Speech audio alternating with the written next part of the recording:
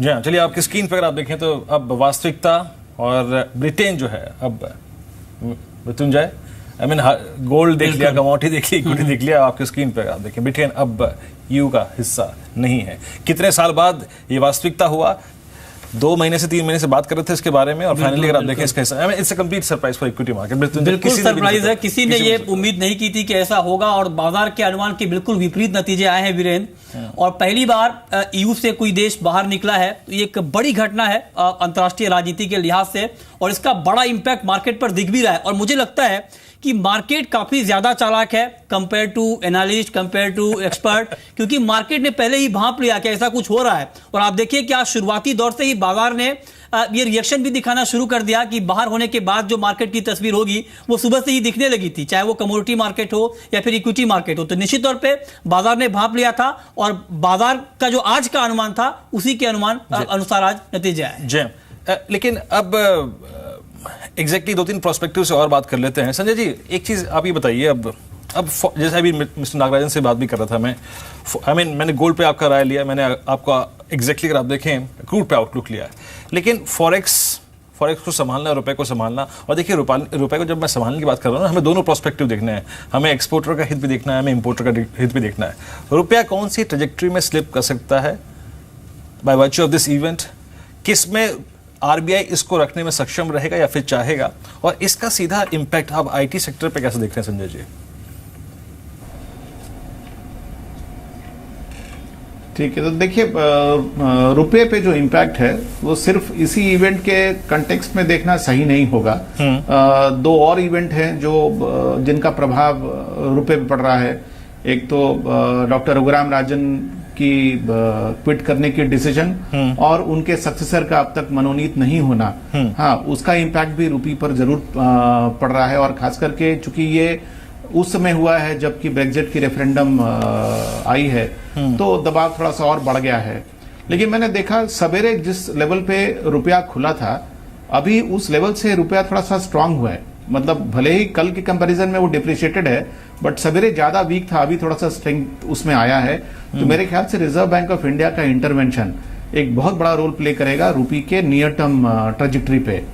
But रुपये पर जो बड़ा प्रभाव पड़ने वाला है वो तो सितंबर से दिसंबर के बीच में पड़ेगा, जब ये जो $20 बिलियन की FCNRB डिपॉजिट्स है उसकी मैच्योरिटी होगी और वो पैसा बाहर जाएगा। यहां से लेकर सितंबर के बीच का जो रुपये का डायरेक्शन है, वो जैसा कि मूर्ति नागराजन भी कह रहे थे, उस पर काफी बड़ा प्रभाव मेरे ख्याल से जो डेट मार्केट में फॉरेन पोर्टफोलियो फ्लोज आ रहे हैं उनका होगा। क्योंकि करंट ईयर में अगर आप देखिए तो FII का नेट फ्लो इक्विटी में पॉजिटिव है लेकिन डेट में नेगेटिव है। और ये जो फॉरेन पोर्टफोलियो फ्लोज जो करेंसी से ज्यादा प्रेरित होते हैं वो डेट मार्केट में तुरंत पलायन करते हैं। इक्विटी में उनका जो डिसीजन होता है वो मैक्रो इकोनॉमिक सिचुएशन और मार्केट स्ट्रक्चर पर ज्यादा निर्भर करता है। तो ये हो सकता है कि ये जो अभी का जो 2 महीने का समय है उसमें अगर डेट से ज्यादा पलायन होने लगे FIIs का, तो उसका दबाव रुपये पे पड़ सकता है। और इसका प्रभाव जो आपने कहा कि आईटी सेक्टर पर कैसा पड़ेगा, तो देखिए आईटी सेक्टर पर भी मैं कहूंगा खाली रुपये का प्रभाव नहीं, हमें यह देखना है कि उन जो कंपनीज हैं जिनका की एक्सपोजर है टू द यूरोपियन ब्लॉक, जैसा कि आज वो एग्जिस्ट करता है, उस पे इस डिसीजन का क्या असर पड़ेगा। एक चीज तो निश्चित है कि यूके में रिसेशन आने की संभावना ज्यादा है। यूरोपियन यूनियन में भी इसके कारण कुछ कठिनाई पैदा हो सकती है। तो अगर वो रिसेशनरी इंपैक्ट पूरे यूरोपियन क्षेत्र में रहेगा तो हो सकता है कि उसका कुछ असर उनके बिजनेस पे पड़े। लेकिन जो पॉजिटिव साइड है वो ये कि मैंने देखा कि कोई भी आईटी कंपनी जो बड़ी वाली है वो ऐसी नहीं है जिसका एक्सपोजर यूरोपियन यूनियन में 25 से 30% से ज्यादा है। तो बाकी जो ज्योग्राफीज हैं, हाँ, उनसे तो वो इंसुलेटेड हैं। और ऐसा भी नहीं है कि ये पूरा यूरोपियन यूनियन का बिजनेस उठ जाएगा, हो सकता है उस पर थोड़ा दबाव आए। तो मुझे लगता है on the whole IT sector could be a defensive bet. Okay. और इस बीच डॉलर के मुकाबले रुपए में निचले स्तर से कुछ रिकवरी आई है और अब करीब 1% की गिरावट है। रुपए में 68 के नीचे यहां पर आया है। आपको बता दें कि इंट्राडे में बाजार ने 68 के स्तर को क्रॉस किया था। रुपये का इम्पैक्ट, रुपए में जो कमजोरी आई उसका इम्पैक्ट आज गोल्ड क्रूड के साथ साथ मेटल पे भी दिख रहा है। बिल्कुल संक्षेप में राजीव कपूर, मेटल पे अब आपका आउटलुक क्या होगा? मृत्युंजय, मुझे लगता है मेटल्स में जो अभी हमने ड्रॉप देखा है इसमें थोड़ा सा पुल बैक आना चाहिए, बट मैं समझता नहीं हूँ बेस मेटल्स सस्टेन करेंगे हायर लेवल्स पे, वहाँ से फिर सेलिंग देखने को मिल सकती है, except one base metal zinc. मुझे बाकी बेस मेटल में कोई खास तेजी नहीं दिखती, बट जिंक में मुझे लगता है ओवरऑल जो ट्रेंड है बुलिश है काफी, और आने वाले समय में काफी ऊपर के स्तर हम इसमें देख सकते हैं। सुचित, आखिरी प्रश्न आपसे मैं पूछूंगा ये एग्जैक्टली ये जो पूरी सेपरेशन की प्रोसेस है, आई मीन संसद में जाना इसका, फिर बहस होना, और एग्जैक्टली क्या होता है finally, I mean the final separation process, how much time it will take approximately?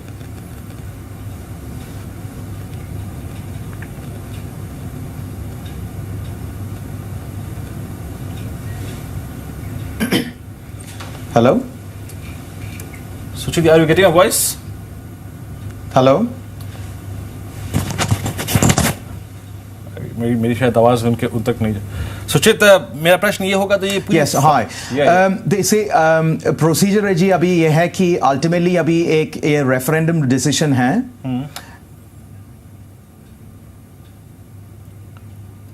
और रेफरेंडम के बाद ultimately politically if you look at its constitutionally अभी पार्लियामेंट हैज टू डिसाइड कि पार्लियामेंट का ultimately it's a sovereign authority, तो इसमें अभी जनता का डिसीजन पता चल गया है। अभी पार्लियामेंट को डिसाइड करना है कि whether it needs to move on. Article 50 of the Lisbon 2009 treaty invoke करेंगे prime minister, and the process of disengaging from EU will take at least 2 years। तो अभी ये जो आज एक डिसीजन पॉइंट है, जनता Public has said what they want. अभी parliament को डिसाइड करना है। The Prime Minister very shortly here, Mr. David Cameron, will be making an announcement on the basis of which he may invoke Article 50. उसके बाद 2 साल लगेंगे process के लिए। सुचित, बहुत बहुत शुक्रिया, आप लंदन स्टूडियो से हमारे साथ जुड़े, बातचीत करिए आपने ग्राउंड जीरो से, एग्जैक्टली वहाँ सर्कमस्टेंसेस कैसे हैं, लोग क्या सोच रहे हैं। एक सरप्राइज एलिमेंट डेफिनेटली सबके लिए था। सब अकेले अकेले भले ही कुछ बोलते हो कि ठीक है भाई रहना चाहिए, नहीं रहना चाहिए, जाना चाहिए, जाना चाहिए, लेकिन जब एक कलेक्टिव मैंडेट आता है ना उसके बाद वो तो सरप्राइज था। और सिर्फ 2.6% वोट का अंतर है वीरेंद्र, और 2.6% के वोट के अंतर ने एक इतिहास रच दिया। मिस्टर कैमरॉन इसको 2.6% के डिफरेंशियल को वो दरकिनार नहीं कर सकते, कभी भूल नहीं पाएंगे 2.6 को वो। बहुत बहुत शुक्रिया राजीव कपूर आपका और वीरेंद्र वकील आपका कमोडिटी मार्केट पर हमसे बातचीत करने के लिए। लेकिन ब्रेक्जिट पर और ब्रेक्जिट के इम्पैक्ट पर सबसे बड़ी कवरेज जी बिजनेस पर लगातार जारी है। चलिए इस बीच एक बार थोड़ा सा मार्केट्स को देखते हैं, और मार्केट्स देखिए ये 300 अंकों की गिरावट के बाद स्टेबल होने की कोशिश कर रहा है। अब देखिए इससे ज़्यादा क्या गिरेगा फॉर द टाइमिंग, लेकिन इस बीच अगर आप देखें, चाहे वो आप डाउ फ्यूचर्स को देखिए, यूरोपियन फ्यूचर्स को देखिए, यूरोपियन मार्केट्स कुछ देर में ओपन हो जाएंगे। बहुत बुरी स्थिति है यहाँ पर। निपुण मेहता हमारे साथ एक और खास मेहमान जुड़े हैं, बातचीत करेंगे। निपुण, आई थिंक फ्रैंकली स्पीकिंग हम भी पिछले 1.5 महीने से बात कर रहे थे ब्रेक्जिट ब्रेक्जिट ब्रेक्जिट। वहाँ जो ओपिनियन पोल के आंकड़े थे, जो सट्टा बाजार था, उसको देखकर फीलिंग बिल्कुल भी नहीं थी कि ये वास्तविकता होगी, but now it's a news, और ये अब एक सत्य है कि ब्रेक्जिट हो चुका है। अब आपकी बड़ी प्रतिक्रिया इस पर?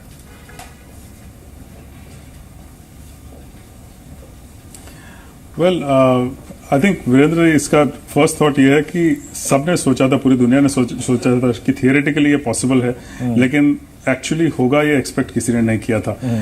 इसके रेपरकशंस काफी लोगों ने सोचे थे, लेकिन ज्यादातर रेपरकशंस स्टे के या रिमेन के रहे थे। लीव के बहुत ज्यादा डीप इम्प्लीकेशंस लोगों ने नहीं सोचे थे, पर इसके I think longer term implications काफी हो सकते हैं। इसका सबसे पहला इम्पैक्ट हमें समझना चाहिए कि करेंसी मार्केट्स पे हमेशा होता है। तो ऑब्वियसली हमने सिवियर वॉलेटिलिटी देखी है, इक्विटी मार्केट्स पे corresponding volatility, severe significant volatility देखी है। ये तो एक्सपेक्ट किया गया था। बॉन्ड मार्केट्स पे भी इसका जरूर इम्पैक्ट पड़ेगा। As a risk off trade gold में बहुत ज्यादा निवेश हो जाता है सडनली, तो उसमें गोल्ड में हमने प्राइस राइज होते हुए देखा है। लेकिन इकोनॉमिकली आई थिंक कितना इम्पैक्ट होगा बोथ यूके पे, यूरोजोन पे और ग्लोबल इकोनॉमिक रिकवरी पे, ये इकोनॉमिक ग्रोथ पे, इसका बहुत ज्यादा महत्व है, क्योंकि इसका एक लॉन्ग ड्रॉन इम्पैक्ट है। एक ऐसा नहीं है कि एक ही दिन में या 2 दिन में इसका इम्पैक्ट ओपन हो जाएगा। I think gradually it will open out to the world what could be the impact on UK, on EU and correspondingly to global growth, क्योंकि EU ऑलरेडी इन स्लोडाउन में है, तो उससे क्या और ज्यादा इम्पैक्ट होता है। ऑब्वियसली इसका एक स्लोडाउन, फर्दर स्लोडाउन का इम्पैक्ट होगा in terms of their ability to grow for not just 1 but probably 2 or 3 financial years. Global impact इसका ऑब्वियसली होता है बिकॉज करेंसी में इतनी वॉलेटिलिटी हुई है, तो काफी कंट्रीज जिसका ट्रेड बहुत हैवी है EU के साथ, उसमें करेंसी रीएडजस्टमेंट में काफी समय लगेगा, उसकी वजह से एक ट्रेड थोड़ा हॉल्ट हो जाता है। इसमें इसका जो एक्चुअल इम्पैक्ट आना चाहिए वो कुछ समय बाद पता चलता है। तो obviously most trading countries would reduce the extent of trade, तो उसका एक इम्पैक्ट जरूर एटलीस्ट एक शॉर्ट टर्म में आ जाता है। तो इसका लॉन्गर टर्म इम्प्लीकेशंस काफी है। आवर सेंस इज दैट हमने इनिशियल वॉलेटिलिटी देखी है, probably people will wait and watch of what will be the longer term impact, and then take a cue on how further currency markets, equity markets and bond markets will move. Sanjay ji, आखिरी प्रश्न पूछूंगा। एक प्रश्न ये है, FY17 के जो first half में एक सबसे बड़ा इवेंट लाइंड अप था, वो आज खत्म हो चुका है और अनफॉर्चुनेटली रॉन्ग साइड पे। सेकेंड हाफ में I think US presidential election शायद सबसे बड़ा इवेंट है। US में रेट हाइक होता है या नहीं होता है, वो एक बहुत बड़ा इवेंट है। इन सब चीज़ों को देखते हुए ये ग्लोबल इवेंट्स मैंने आपके सामने रख दिए। लेकिन एक और चीज़ कहना चाहूँगा सर, जब भी विश्व में अगर कैपिटल है, वो किसी न किसी मार्केट को, किसी इवेंट को, अच्छी अर्निंग्स को चेज करती है, डेफिनेटली चेज करती है।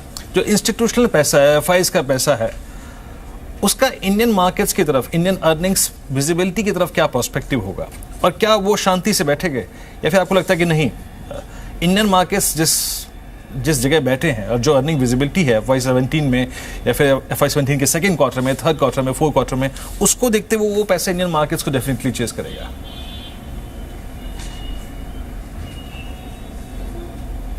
मुझे लगता है कि ये जो आज डर का माहौल है, उसमें एक कारण ये भी है कि लोगों के मन में इस बात का डर है कि फॉरेन पोर्टफोलियो फ्लोज नेगेटिव हो जाएंगे और बहुत बड़ी मात्रा में नेगेटिव हो जाएंगे।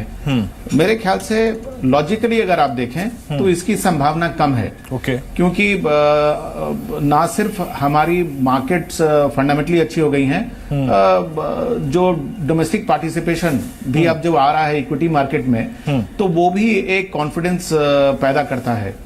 तो मुझे लगता है कि देखिए, ये जो इवेंट्स आपने कहे, एक तो ब्रेक्सिट जो कि आज हो चुका, और जो US की फेड रेट की हाइक जो कि होने वाली है, इन दोनों इवेंट्स के आसपास एक रिस्क ऑफ एनवायरनमेंट क्रिएट होगा, जिसमें फॉर सम टाइम FII के फ्लोज नेगेटिव होंगे। लेकिन पूरे साल का अगर आप हिसाब किताब देखेंगे तो आप देखेंगे कि नेट फ्लोज जो FIIs का है वो पॉजिटिव रहेगा। क्योंकि आप देखिए, वर्ष 2016 में ही एक समय ऐसा आया था बजट के पहले, जबकि फॉरेन FIIs की फ्लोज नेगेटिव थी, और आज उनकी नंबर नेट फ्लो जो है वो डोमेस्टिक म्यूचुअल फंड से ज्यादा बड़ी है। तो मुझे लगता है कि पूरा साल जो है ये ट्रेंड ओवरऑल पॉजिटिव रहेगा, एंड ये ट्रेंड बदलने की संभावना तब तक नहीं दिखती मुझे जब तक कि हम स्ट्रक्चरली अपने इकोनॉमी को कुछ खराब ना कर दें। चलिए संजय जी, बहुत बहुत शुक्रिया, आप इस कार्यक्रम में शामिल हुए। सभी इंडस्ट्रीज पे, सेक्टर्स पे अपनी राय रखी आपने, और इनफैक्ट बाजार की चाल क्या रहेगी, इंस्टीट्यूशनल अप्रोच क्या रहेगी, बात करी।